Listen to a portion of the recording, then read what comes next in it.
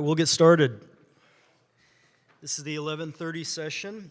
Decentralized authentication as our only hope. Dr. Chad Spensky. He's the CEO of Authenticate, delivering the first commercial decentralized authentication platform to eliminate credential theft. He has a PhD from UCSB's Sec Lab, recipient of IBM's PhD fellowship, decades of research and top conference publications. He's a former researcher at MIT Lincoln Labs, supporting the DoD on advanced cybersecurity challenges. Lots of academic credentials. He's a lifelong hacker, member of Shellfish CTF team, and passionate advocate for usable authentication. It's all yours. Thank you. So I think oh my God. You gotta wait till the end for that. This could be terrible and you'll regret that applause. So I've always preached that everything in life is just a CTF challenge, so this was just like confirming that I come in and like have to form out a Windows 10 boot USB on the fly and download a PowerPoint presentation and get it up here. So without further ado, let's save the world together. So if you could advance. The motivating problem of my whole career really has been this, that authentication just sucks. So I started like my career as a hacker. I hated cybersecurity people because I'm like, they suck at their jobs. Everything about this is just terrible. And I go on to get a PhD, and I'm like, I'm gonna be the one to change the world and do better. I got humbled real quick, dropped out of that PhD, and was like, everybody thinks they're gonna change the world. No one actually does it. I'm gonna go play beach volleyball for 5 years, and I ended up getting a PhD while I was there, and you heard the other cool stuff. So next. So today's agenda, first I want to give you like a little really brief history of authentication, kind of where we started, how we got to where we are. I'll tell you what I think decentralized authentication is. We'll go into single device authentication. This is kind of my idea of where I think the future is going. I'll explain decentralized recovery. I'll tell you a little bit about Authenticate, and then we're all going to leave this room with a mission to save the world together. Next. So you already heard my credentials. I kind of have 3 personas that I can wear.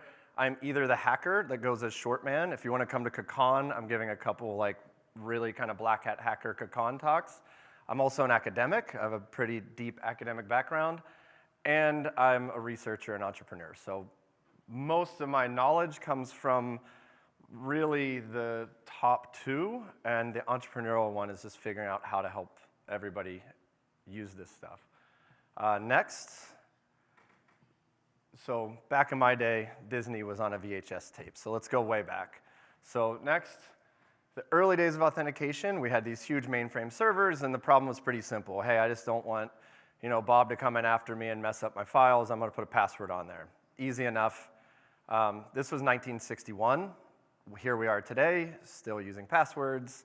A lot of academics have given this a lot of thought on why this is so. I'll get to that and show you some of those results in a second. Next, spoiler alert, phishing killed the password star. There's no reason to talk about anything else regarding passwords ever again in our industry. It's dead, move on.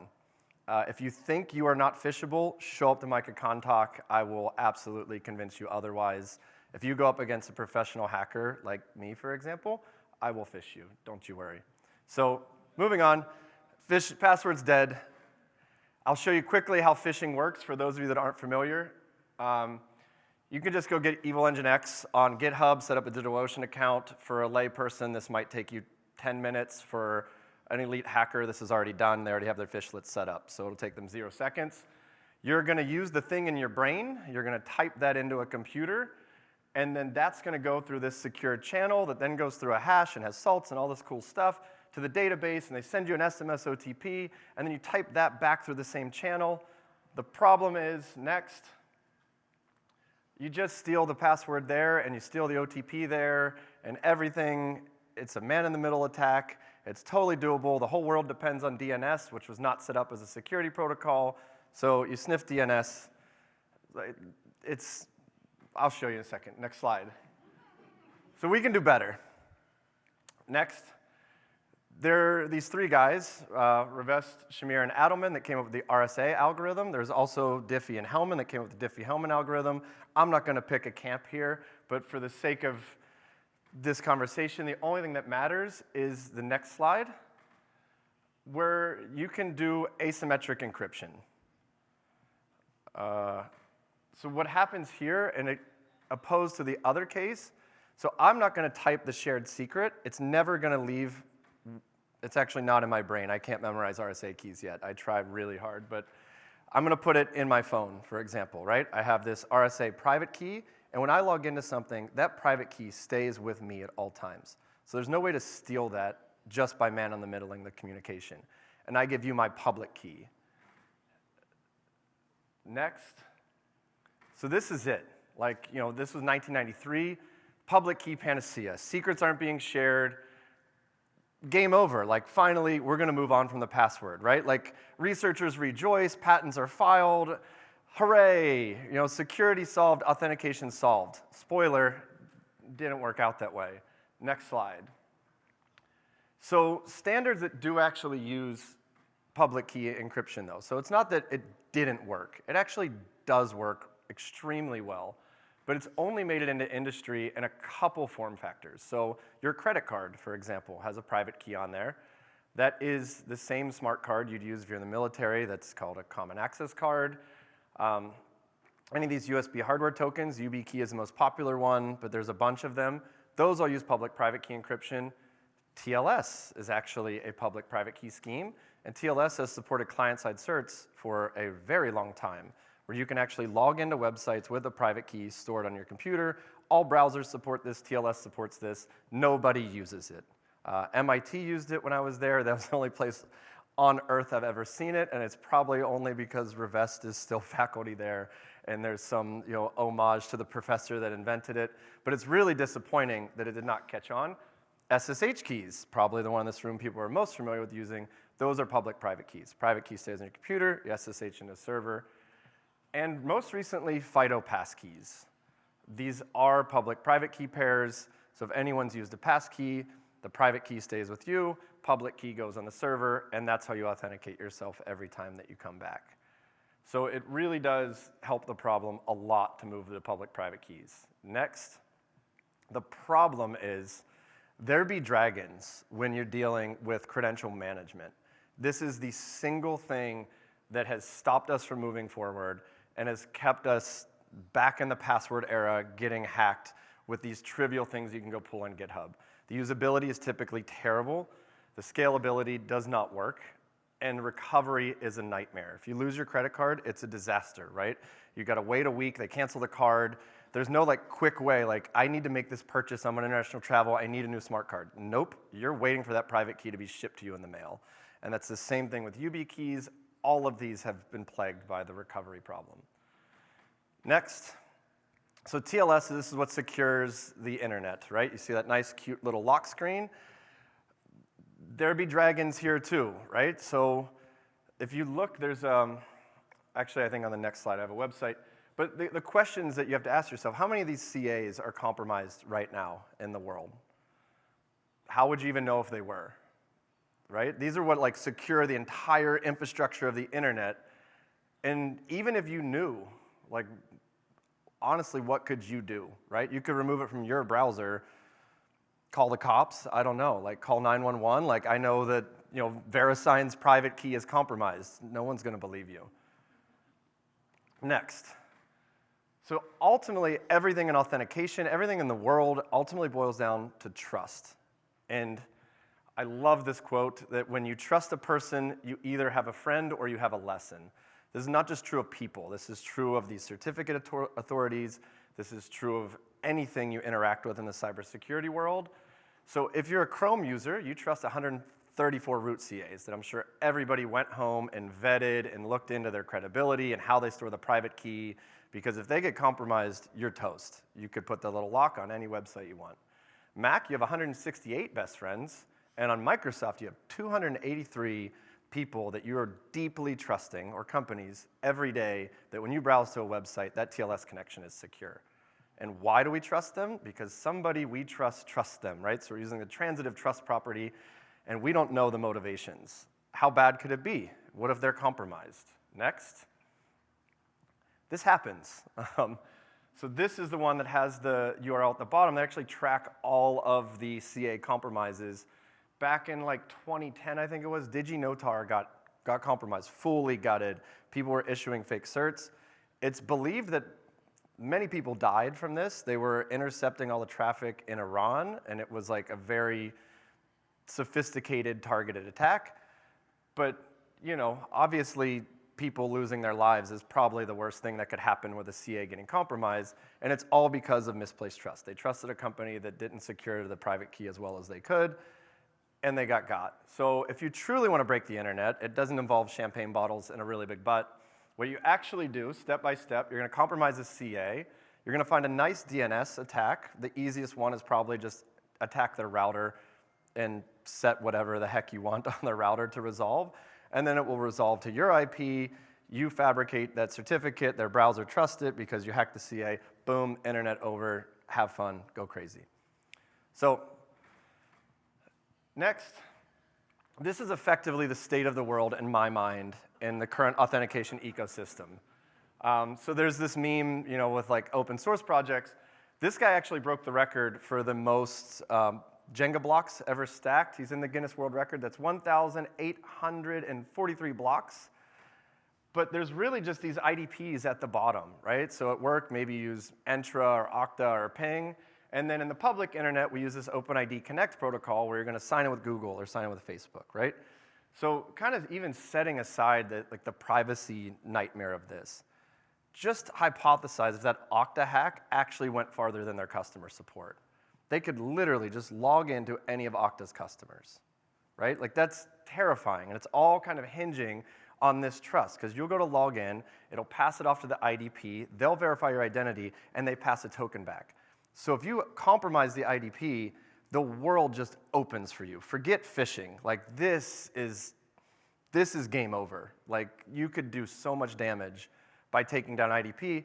Back to the previous Carl Sagan question, how do we know if they're compromised, right? If it's a really good attack, you wouldn't know. And there's ransomware that's going out now that's what they were doing. They were actually hooking into Okta, and they would add themselves as an IDP in Okta, and then they could get back in that way. So it's interesting stuff, and this is all centralized authentication. Next. So, proposal. Maybe we decentralize.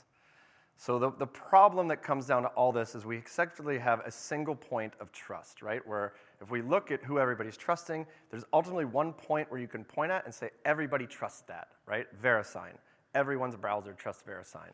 You have these single points of failure. Next.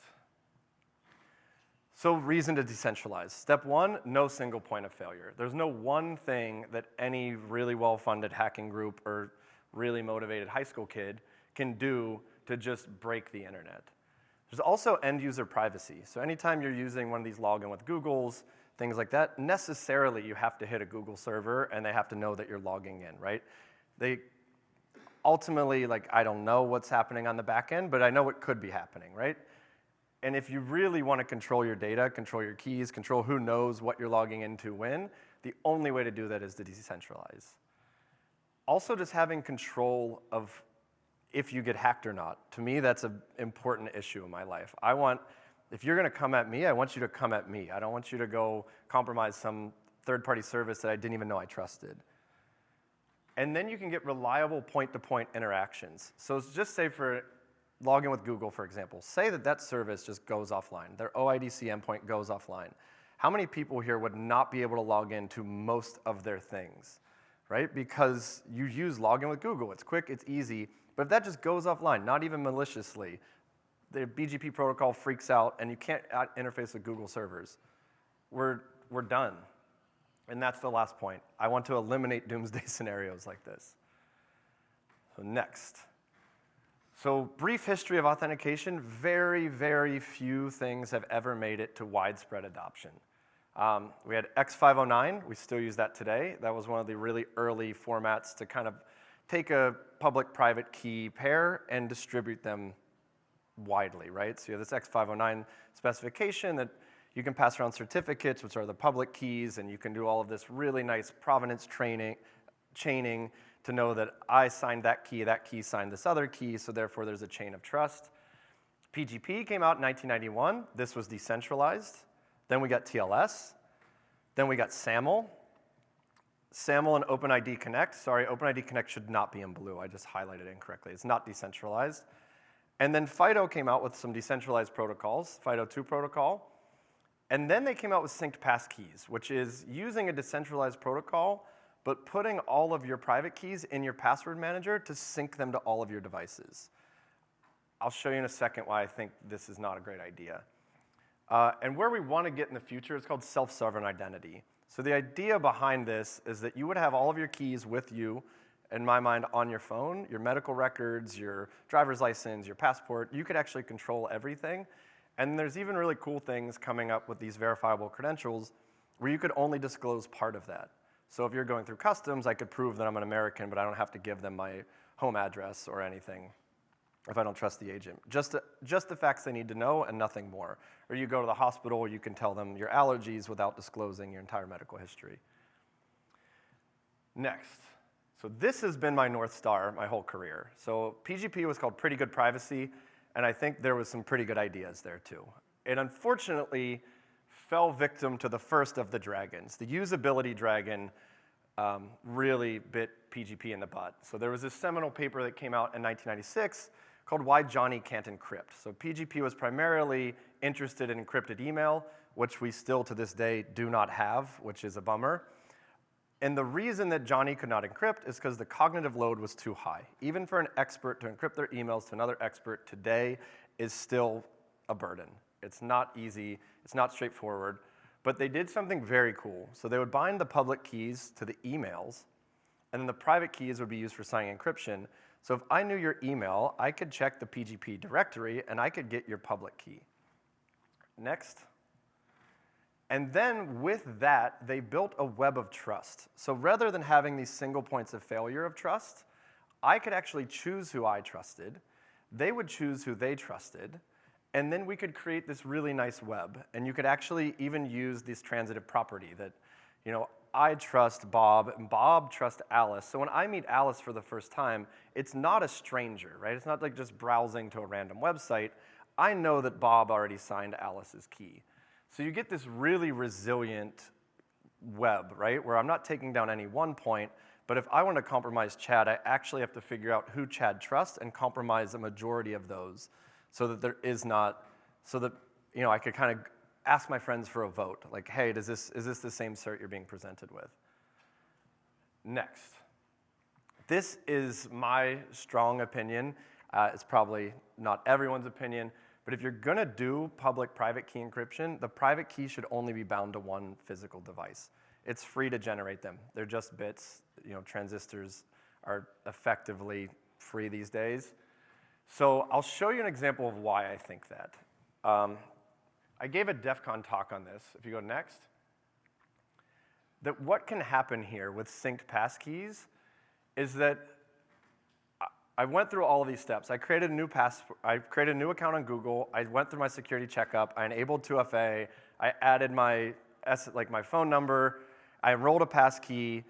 And then what I'm going to show you in this attack really quickly is that I then go phish the person, but I'm not phishing just their credentials. As I'm phishing them, I'm logging into Chrome itself. So when they're getting phished, I'm logging into Chrome, and once I log into Chrome, I say yes to sync, and I will literally download all of their private keys. So this unphishability that you would have with the public-private key actually somewhat goes away based on the implementation of how you store it. And just kind of academically, anytime you lose control of the private key, you don't know who all has access to it. I think a good example, you don't know if I know all of your passwords, right? I could, and you would have no way to know that. I know that you don't have my private key because my private key is in my pocket. So I know for a fact it's here. Versus if it's a synced key, I actually don't know if it's encrypted in Google's cloud. It probably is. I think everything's good, but having that certainty is very nice. So next, and if you click this, will a video play? No. Yes, maybe. It should be embedded in the presentation. No? Okay. That's fine. But the video shows a very successful, easy attack. It looks exactly like you're logging into Chrome, and I show the side-by-side of me logging into Chrome, and you're just getting phished to log in your email. After I gave this talk at Black Hat, I get really convincing Chrome phishing attacks daily now. I don't know if it's like on purpose, but they're really compelling, which kind of is just like driving my point home. And I'm like, I think you missed the end of my talk where I say don't use passwords, but like, this looks cool. Like, don't get me wrong, you're good at Evil Engine X. Next. So all of this was brewing in my brain when I was in grad school, and like I said, I was on the offensive side for most of my career. I didn't really leave the offensive side until 2020. I was still doing consulting on the side. So it's really only been these last couple of years that I've been full defense all the way. The thought here was that cell phones at the time, this like the iPhone 3S had just come out. It's like, what if we put everything on the phone? At the time, objectively, by everyone I talked to, this was an incredibly stupid idea. I thought I was brilliant. I'm like, grad school's awesome, I'm gonna change the world. They're like, Chad, only rich people have iPhones. They're never gonna bring them to work, ever. That's crazy. And then they're like, and what if the phone gets hacked? So it's like, boom, brilliant idea just falls on the floor. Like, okay, those are valid, those are all valid points. So that's what I spent this was in 2009. This is what I spent the rest of my career trying to figure out if it's possible. Next. The general goals are pretty clear. We want to use secure private keys instead of passwords. That should be obvious to everyone by now. We want to require hardware. So in the authentication world, there's 3 factors. It can be something you have, something you know, or something you are. So when you hear the term two-factor authentication, it means that you're using 2 of those 3. And we actually don't care which 2, because any 2 is going to more definitively prove that you're you. So if you put a private key on your phone, the something you have is just there by default. And then you can use any of the other factors, like a biometric or a PIN or a gesture or any sort of thing to add that second factor. And now we're getting to the level where I used to work in the Department of Defense, where you can actually lock down pretty crazy stuff with this. I spent most of my career researching the hardware aspects. So my PhD was actually in embedded systems for this reason. So the question, what if my phone gets hacked, is valid. Like, if I'm going to put all my private keys on this device, I better withstand a full rooting of that device. I better assume that somebody has some drive-by 0 day that when I browse to a website, boom, my iPhone is owned. And you can do that, actually. So every phone today has Trust Zone on it or a secure enclave. The best way to think of this is there's 2 processors on every phone. There's one that runs your operating system and everything, and then there's another one that runs your secure world, which only has access to your private keys and has very limited cryptographic operations. So even if you have complete ring 0 root on the application processor, your secure world is safe. There are attacks into the secure world. They're extremely hard to find. I actually co-authored one of them. So that's not quite good enough. So you can actually go even farther. You can use secure elements. This was popular around like NFC payments. It's the first time they put them in phones. There's actually, if you take the exact chip that is in your credit card and dissolve that credit card in acid, that exact anti-tamper, really hardened chip is soldered on everybody's motherboard and every phone today, and you can store the keys in there. So even then, say they root the phone, they compromise everything, they hack the trusted execution environment, the only thing they could do is bypass your second factor, but they could never extract the key. I've even tried some of these attacks. I'm not a chemist, but I convinced a chemist at MIT to do this with me, and we got red fuming nitric acid and dissolved the chip and tried to hit it with UV light. It is extremely expensive. I don't remember how much they billed my program for this retreat, academic endeavor, but it's like tens of thousands of dollars, right? Just to use the focused ion beam microscope and do all of this attack. And we get to that point, I'm pretty pumped that now you had to get on a flight, steal my phone, get access to this nitric acid and not kill yourself in the process. It's cool stuff. So this part solved. So now if we decentralize, trust mitigation's gone. And we would completely eliminate credential theft. I don't mean like, oh, it's, kind of dampened. Like, we brought it to the point now, the only way to steal the credentials, we're going back to the Middle Ages of like physical theft, which is a huge win. Bonus, session hijacking, all of these other things also disappear. Next. So when I said there's some really smart academics that put out a framework, it's called Quest to Replace the Password, John Bonet and a bunch of other really cool co-authors. So they published this paper. So after all these questions and finding out that I was not as smart as I thought I was at 22 years old, they created this really nice framework on the right. So we first question was, is it even possible to build such a thing? So we wanted to get a perfect score here in the security section. So that's when I got to meet some ARM engineers and work with TrustZone and kind of dabble a lot in that area. Turns out the answer was yes, you could get a perfect score. But as we saw with Johnny, if you can't get a perfect score in usability, there's no point in even pursuing this. So we actually were able to get very close to a perfect score. And if you look at the fields that we scored perfectly, and it was memory-wise effortless, scalable for users, nothing to carry, physical effortlessness, easy to learn, easy to use, infrequent errors, easy recovery from loss. So if it's not a perfectly filled in circle, we only gave ourselves partial points. They had a way to score yourself in the paper. The interesting thing with this, so from my tenure at UNC, at Lincoln Laboratory, and then at UCSB, after starting Authenticate, we actually are able to get a perfect score all the way up. If you go next. Next slide, and yes. So a lot of things that were missing were, is it mature, is it browser compatible, is it server compatible, easy from recovery, and then physical effortlessness. So if I walk too far away from my laptop, it will actually lock because you cannot access my keys. When I walk back next to my laptop, it will actually just unlock and log me in.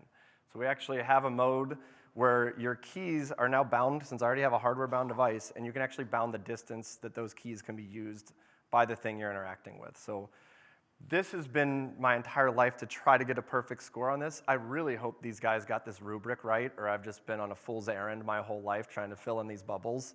But very cool. The only one we can't get rid of is physically nothing to carry. I think the only way we do that is like a Neuralink in the brain or something, and then we're physically nothing to carry, and we can do perfect score. But honestly, I'm fine with the phone in the pocket. I think it's acceptable in my mind. So if we go to the next slide, and we look at the attack vectors of what our goal with this is.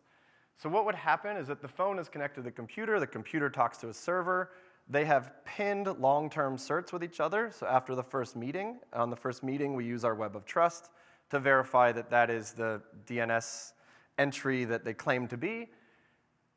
And then because everything now is end-to-end encrypted from the secure element in my phone all the way to the server, next, the only attacks you should be left with are compromising the actual server or physically attacking the phone where their keys are stored. So this has been my goal my whole life, was like, if we can get here, I don't know, maybe I retire, or like, we don't have to worry about getting hacked every day anymore. Next. So there's this lingering question that everyone, again, when I would pitch this idea, they would say, but what if I lose my phone, right? And I would try to like come up with something cute on the spot, and it's like never an acceptable answer. Then they would just move on, and your idea is stupid. So, persistence, I don't know. I've always said like bravery and stupidity are like the same, so I don't know what side I'm on. But that one like stuck with me. I'm like, we have to be able to recover nicely. Next slide.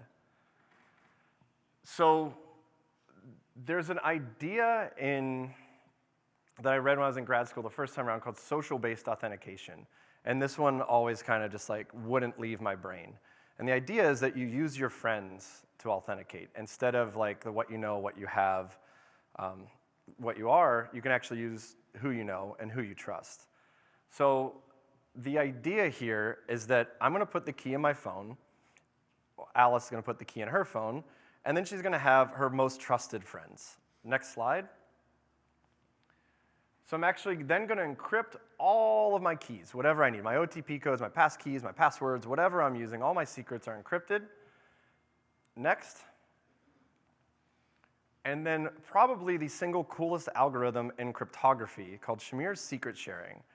So one notable thing about Shamir's secret sharing, that's a lot of S's, man, is that it is mathematically sound. It's not based on a hardness assumption. So RSA is going to fall when quantum computers come out because it's based on the fact that you cannot factor large primes. Shamir's secret sharing is a mathematical proof. Given infinite computation, you're not going to break it. There is nothing to break there. And what this lets you do is I can take a secret and I can break it up into as many pieces as I want, and I can distribute those pieces, and then I can set a threshold for how many of those pieces I need to reconstruct the original secret. So you can see where this is going. I can take all of my stuff, I can encrypt it, I can then break the secret that encrypted that, and I can share it with my friends. So that's what Alice does here. If we go next slide. The keys are then stored on their physical phones. They are not stored in the cloud. Their Shamir secrets are now with them at all times with an encrypted version of all of my backups. Next slide. So now when you get a new phone or your phone gets destroyed or whatever, first we call it a rescue mission. You will get in touch with a friend and they'll vouch for you. So you actually have to reach out to them out of band and somehow and say, hey, I've lost a phone. Here's my mission ID. They enter the mission ID. Next. Now the game is on. So what will happen here is that their phones, they now have to challenge Alice to make sure she's Alice. So there's no calling the IT help desk with some guy that's never met you. There's no social engineering people at Verizon to SIM swap you that have no clue who you are, but just want to make sure that your baby is delivered on time and that you make it to the hospital. That's a common way to incite urgency with people if you're trying to SIM swap, by the way. Pregnancies and births really help to convince them. But all that's gone, right? So this is now my friends that I have to convince that I'm me. Should be easy for me, should be damn near impossible for everyone else in this room to convince my wife that you're me. So once they challenge Alice, next slide, she can approve a video, chat, or whatever they need to prove trust. Next slide. And once there's 3 out of 5 secrets restored, so this scheme we did was 3 out of 5, everything is back as if nothing ever happened. So now all of these questions, what if I lose my phone? What if the phone gets hacked? All of these have now been ticked off. Can you do it in an easy, usable way? The answer for all of these turns out to be yes. Next slide. I left academia and decided, I wouldn't say I wholeheartedly decided, I was kind of also forcefully encouraged by colleagues to go build this and sell it and make this commercially available. So that is where my life led me next. This is what I've been doing ever since. Just to give you a quick rundown of what we now have, and this is free for personal use. I want everybody on earth, try it, use it. Really does secure your keys. It's on iOS and Android. It's a passkey provider. We put our SSH keys in there, so they're not in .ssh anymore. There's no it's gonna cat your ID RSA file and destroy your whole organization. All my OTP codes are in there. There's a self-signed X509 cert, and there's rescue missions for all your keys. Next. Also need to interact with everything if I'm gonna put all my keys in here. So there's an SSH client integration. It works on every OS, unless you're on some weird archaic Linux version, in which case we'll get to you eventually. But Debian-based, right now you're good. And the really cool thing we did here with the FIDO keys, so before, I won't even say FIDO keys aren't really there yet on the usability level. What we'll do is we'll actually connect over Bluetooth and then emulate a USB device so it looks like you just plugged in a hardware key. So it's backward compatible with everything. You just pick security key, but now your security key has an invisible cable and it's in your pocket and it has fancy biometric readers on it. You can also do really cool things with this protocol that now, like I said, if I walk away, this laptop will lock and I walk back, it'll unlock. I can also reestablish sessions really fast, or I could have sessionless interactions because I can query the phone in the background anytime I want over Bluetooth. So if I get logged out of GitLab and I go back to GitLab, it'll just query the phone in the background. Yep, computer's here, I trust that computer. I talk to that phone, bang, I'm logged back in literally fractions of a second. And the last one, which this one will make no sense until I tell you my past.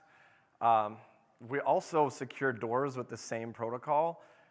I happened to be working with the Department of Defense when Miloš Mariak published the Heart of Darkness, which was the shared secret exploit on all HID readers on Earth that is still just rampant today. They still sell new readers. So I got to break into some really cool facilities, and then after demonstrating that, somebody pitched to me. Again, I wasn't like, don't give me too much credit for having this idea and wanting to go build something. He's like, Chad, if you really want to help the world out, he's like, use the same credential to get in the door, to log into a computer and send an encrypted email. He's like, that will change the world, change your research. So it is actually important to secure doors, because the idea that once you cannot break in by phishing, people will walk into your server room and plug in USB keys, right? So also got in the hardware space. The PhD helped quite a bit in embedded systems. So now for everybody's mission today. Sort of my mission. Next slide.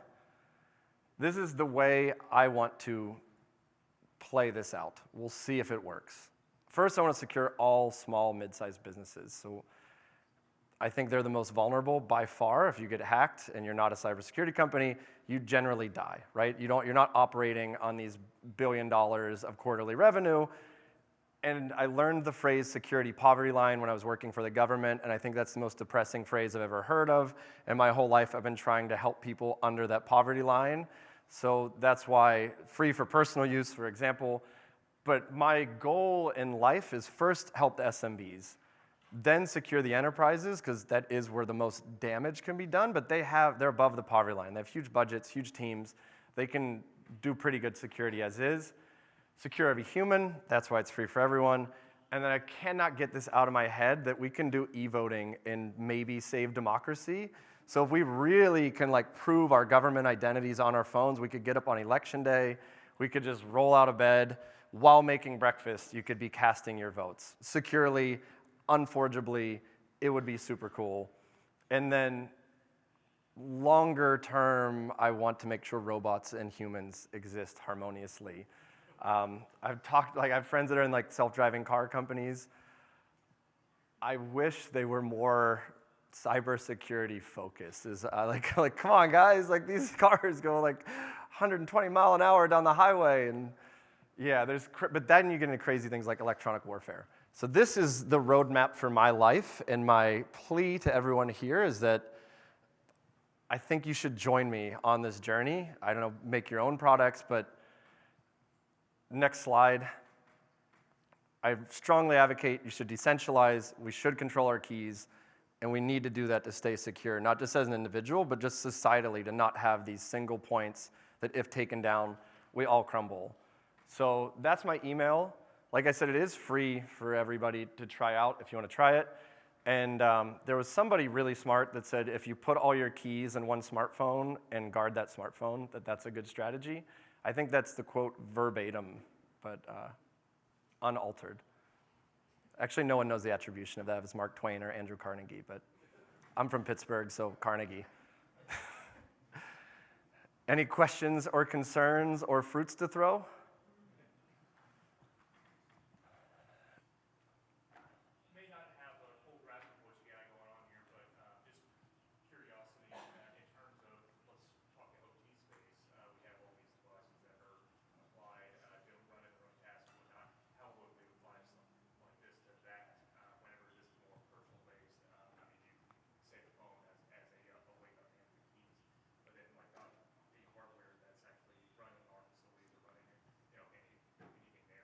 Yeah, so the question, in case I'm recorded for YouTube or whatever, was how does this apply to the OT space? So I actually worked on a project, my desire for robots to live harmoniously with humans. I called it trust.io because I call them input-output pins in hardware. So there are ways to use trust zone and things like this that you can actually guarantee that command to do a thing, right? Turn a motor on, press the brakes on a car, whatever, actually came from an authenticated source. And you can do this in a way that you can retroactively make that happen. So you would send the command, the developer who wrote the software doesn't have any clue what's happening, but you say, I want to protect these hardware pins. And if it tries to do anything with the hardware, it will actually then send an authentication request back to the person who sent the command. And unless they authenticate, the physical effect of that won't happen. So we also have some OT customers, so we build the hardware for doors. It's just a really fancy relay. So anything that you can hook a relay up to that you need authenticated commands to do is the right way to do that. But I've thought about that quite a bit. And how would you do that for more automated tasks then at that point? I mean, that's kind of a self-check at that point. But then you have something that, I want this process to work almost autonomously from my, I mean, we could kind of state that as, this entire process gets keyed in like that. Yeah, so the real idea there is how would you automate this, is that you want to make sure the command that was issued, right? You're changing the configuration, whatever you're doing to alter the behavior, that command was authenticated. So whether it comes from a human that authenticates on our phone or some other secure hardware that, it gets a little, I don't want to say more complicated, but it is slightly different, but the same principles apply, that you really want to keep a private key, you want to keep that secure, and you want to make sure that you're only acknowledging actions from authenticated sources. All right, we have time for more? Yeah? No? Maybe? Yes. Until they tell me to get off stage. 3 of 5. What's that? 3 of 5 was the number you pointed out from. Yes, 3 out of 5. Is that like a workable? Is it like? Because I'm thinking my ASCII kid here. He doesn't want to have more. He doesn't even want to be friends with me. Much less like what do you have to have in the level of trust that particular element? I don't have a scientific answer for that. I like 3 and 5 because they're prime, and that's how many times you have to play in the NHL playoffs and the Major League Baseball to discern a win. So it seemed like there was probably enough thought that went into that to make it statistically significant. It's very adjustable. Shamir secret sharing is K of N, so you can set K and N to whatever you want. And the problem actually gets solved better as your friend's level of shared pieces go out. Is it still the same? You can take any 3 of 1,000? You set the K and the N, so you can set the 3 or the 5. It's totally adjustable. Yeah, 3 of 5 seemed like humans like 3 out of 5, so we're just sticking with that for now until we learn otherwise. Anyone else? They're not dragging me off yet. Okay.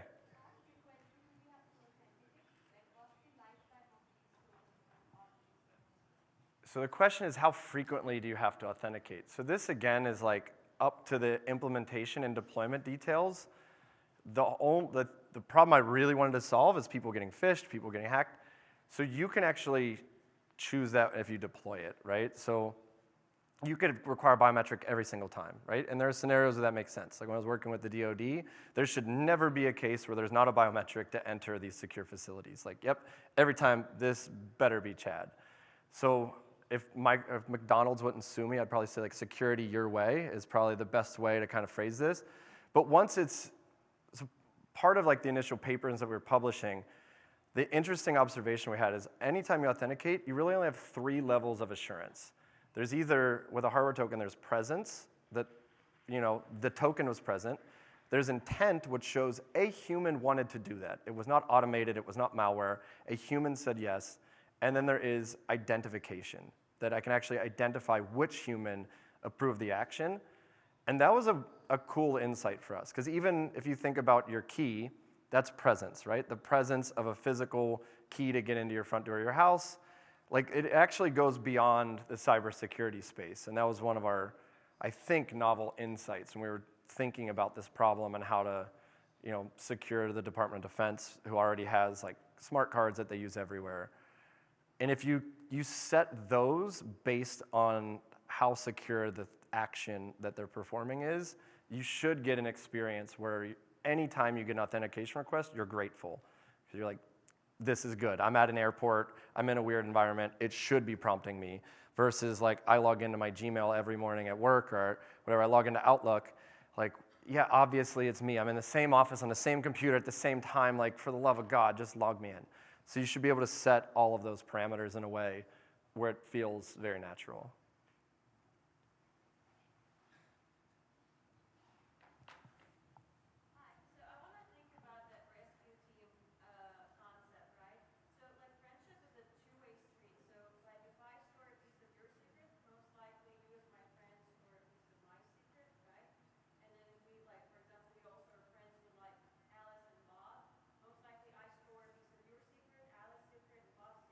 Uh-huh.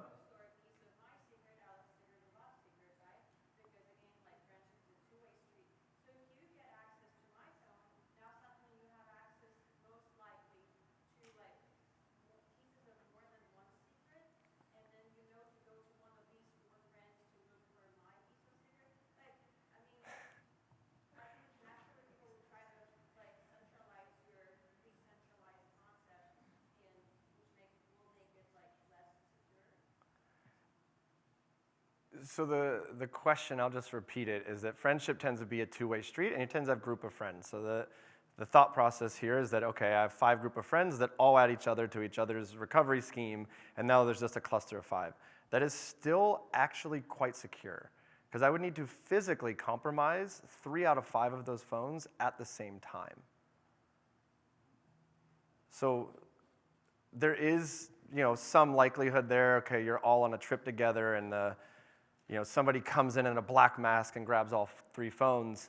And that's kind of the point that I step out, because I'm a cybersecurity computer scientist. And when we're doing like Mission Impossible, Tom Cruise dropping through the roof stealing phones, I'm pretty satisfied. But when you have access to one phone, you still only have 1/5 of all of the other friends' phones. So it wouldn't be any more powerful of an attack. And actually, you get something really nice with this is like the heterogeneity. It's very unlikely that everyone has the same exact phone.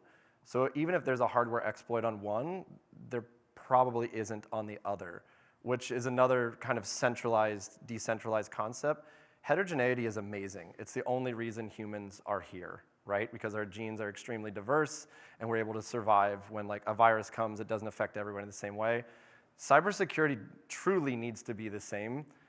It has not become that, right? Like everyone in here either has an Android or an iPhone, which if you did find a 0 day on any one of those is very bad for all of us. So I think there is some sense that getting a more heterogeneous posture for your cybersecurity is better. Hopefully that answered it. How does this work in an enterprise environment? A team of 10 people or whatever share your key around. Somebody leaves the team, they have a piece of your key. How do you handle that? So you actually would rekey in that point. So what would happen is I would remove that person from my team, then I would rekey everybody. So they now have the only piece of 5 remaining of that 5. So the other people, because they're still friends, they're still trusted, would delete that share. That share evaporates, and I rekey everybody. And now I have another share that I can hand out to somebody else. So it is a flexible scheme. There's some even cooler cryptography where you can rekey without actually having access to the original AES key, so you can put that in your secure element. We're working with Texas A&M on publishing an academic paper on this, on how to do the really crazy low-level cryptography implementations of it. But yeah, you just delete them, rekey, add a new person. How do you do that at the scale for an enterprise of 50,000? This group of 5, that group of 5, how would you manage it enterprise-wide with 50,000? Yeah, so the question is, how do you scale this? As I preach in my talk, you decentralize trust. You trust your employees to pick who they trust, and it's not some set, these are the 5 people in IT, because that actually reduces your security posture back to just attacking those 5 people. So the employees are actually individually responsible for who's on their team and keeping an active team. So yeah, decentralization really helps scale in so many ways.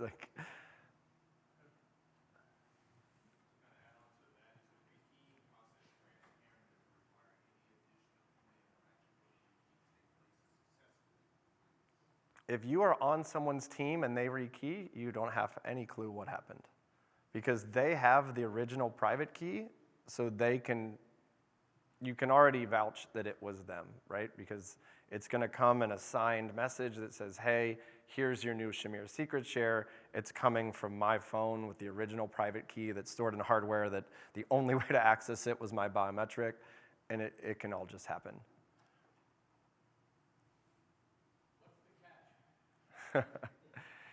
The question is, what is the catch?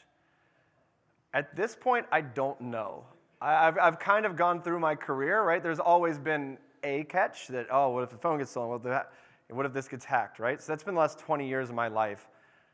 I am now at a point where I am 100% convinced there is not another catch to catch me, which is the only reason I have been making no money for the past 5 years trying to advocate this research to the public instead of taking cushy jobs at the Mang companies. So yeah, if there is one, I hope it comes up in the next question because I'd like to know sooner than later. Yeah, I want to know about practical use cases of it. Like, you got a cool app. Your presentation's great. I love it. Who's using it? What are they using it for? All sorts of use cases. So your typical enterprise customers, their employees use this to log into their computers, log into their SSO, SSH into their servers. So that's more what it was designed for. But we've gotten some interesting other use cases. Some hotels use this for signing into the like when you sign up you book a room at the hotel, they just give you access to the room through your phone, which is really cool. The other one, which I found fascinating, is a lot of gyms actually reached out to us, and I pushed back, and I'm like, this seems insane level of security for, a CrossFit gym. Like, why do you want this, or a climbing gym? And they were explaining because it's because of the liability, that if they're going to have 24-hour access to this facility and there's dangerous stuff, they could hurt themselves or whatever, they need to be able to prove to their insurance that the person that came in is actually the right person. And then I think the other, we did have some OT use cases come up, which were interesting. Customers brought to us. They're like, hey, wait, so I can now link, my Entra permissions with these PLC cabinets, and that'll just work and it's secure. I'm like, yeah, you give someone permission. That's the whole point. So that one's cool. And then for personal use, I literally just use this for everything. These are my pass keys to log into all my personal accounts, my OTP codes for things that don't support pass keys. It's my SSH key for my personal GitHub, my work GitHub, all of that stuff. So are you still interacting with identity providers in normal ways? Yeah, so we can be an identity provider. So for small businesses, we generally would just be the identity provider, but we plug in with Ping and Okta and Microsoft for folks that already have large IDPs rolled out. And what would happen there, in Ping's case, they have DaVinci. It's like an orchestration layer. Everyone has orchestration software. You would just drag us in place. You'd go to log in your normal flow, and then you could click a button, log in with Authenticate, bang, bang, logs you in, and you're done passwordless. Can you extract the keys manually, or is it relying upon internet access? Or, say, for instance, if one of the phones damaged, can you get it off the SIM card? Or You cannot. The only way is through your rescue team. Your rescue team will hold your backup for you, and you can back them up. We've thought about a way to securely let you extract your keys if you're knowingly doing this with an operational phone, but I have not yet convinced myself that that's a great idea. Because then there's nation-state level attacks where you're going through customs and they have to grab your phone for 30 minutes, and if there's some bypass there on the sensors of the phone, things like that. So I have not yet convinced myself that can be done at the level of security I want, but we'll keep poking on it if there's a need.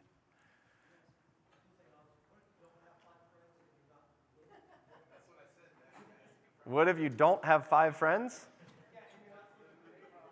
And what?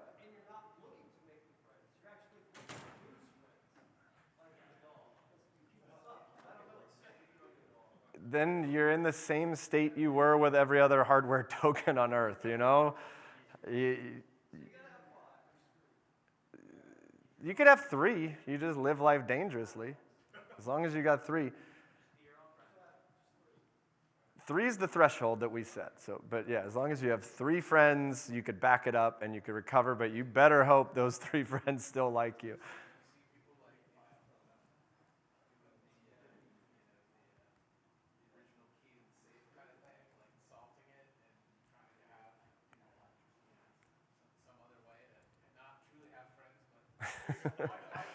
There's enough AIs out there. Someone will be. Yeah, you sign.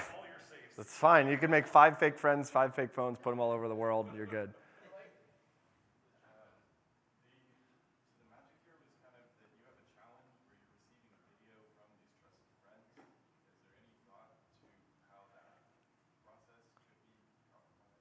A lot of thought to that. Academic paper coming soon.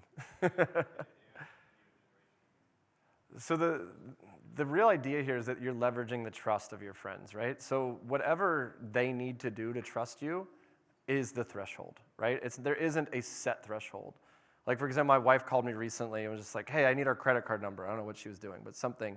She needed our credit card number. And I'm like, what do we have for breakfast this morning? She's like, what are you talking about? Like, I'm not going to get got on this kind of thing. Like, what do we have for breakfast? She's like, we made eggs and like described the breakfast. I'm like, okay, cool. She's like, what the hell? I'm like, yeah, I need to trust you. So, you know. So you have those kind of challenges, right? Like whatever it takes for that trust to be verified is the threshold. It's not like your friend's not going to look at it and say like, whatever. Like we make it clear that this is an important role you're playing in their security posture. Like you should, if you don't believe the video wherever they sent you, call them, check with them, like make sure this is real. Yeah. I'm wondering about the pseudo-friend theory, or also known as an evil friend theory. Okay. You have 3 of your 5 friends who decided they're going to backstab you. Yep, that's life. Recreate your key. That's, Is there a way that you can set up 2FA with that key? when, Encrypt the key so that you also require like a master password to unlock it after you get the 3. when you trust someone, you either have a friend or a lesson. That's the risk factor you have.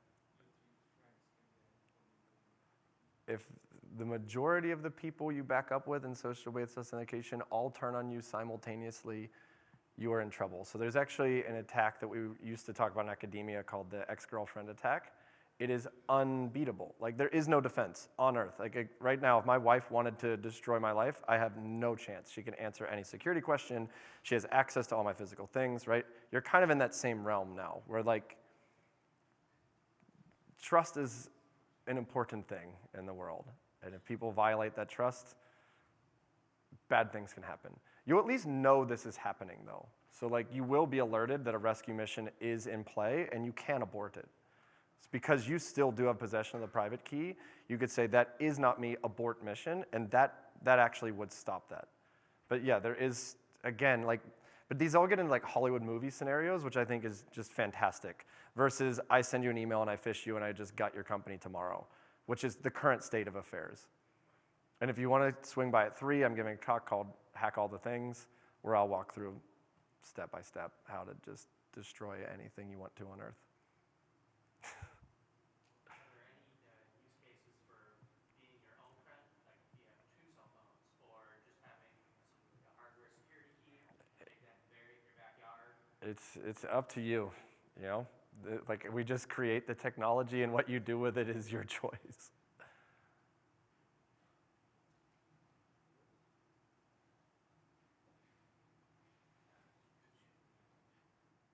Cool. Well, thank you all for attending. It's been a blast.